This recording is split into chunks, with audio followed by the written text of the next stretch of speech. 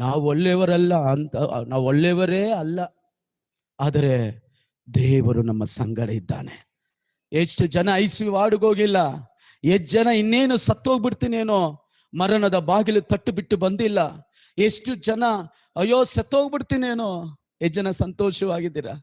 ಏಸಪ್ಪ ನೀವು ನನ್ನ ಸಂಗಡ ಇರುವುದರಿಂದ ಇವತ್ತು ಕೂಡ ಉಸಿರಾಡುತ್ತಾ ಇದ್ದೇನೆ. ಆಮೆನ್.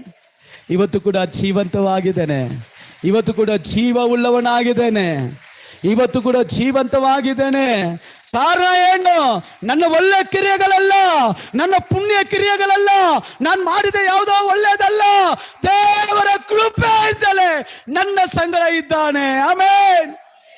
ಅಬ್ರಾಮನ ನೋಡಿ ಎಲ್ಲ ಜನರು ಬಂದು ಹೇಳಿದ್ರು, ದೇವರು ನಿನ್ನ ಮಾಡುವ ಎಲ್ಲ ಕೆಲಸದಲ್ಲಿ ದೇವನಿದ್ದಾನೆ. ದೇವರು ಈ ಸಾಕನ್ನು ನೋಡಿ ಹೇಳ್ತಾ ಇದ್ದಾನೆ. ಅಲ್ಲಿ ಜನರು ಹೇಳ್ತಾರೆ ದೇವರು ನಿನ್ನ ಜೊತೆ ಇದ್ದಾರೆ ಅಂತ.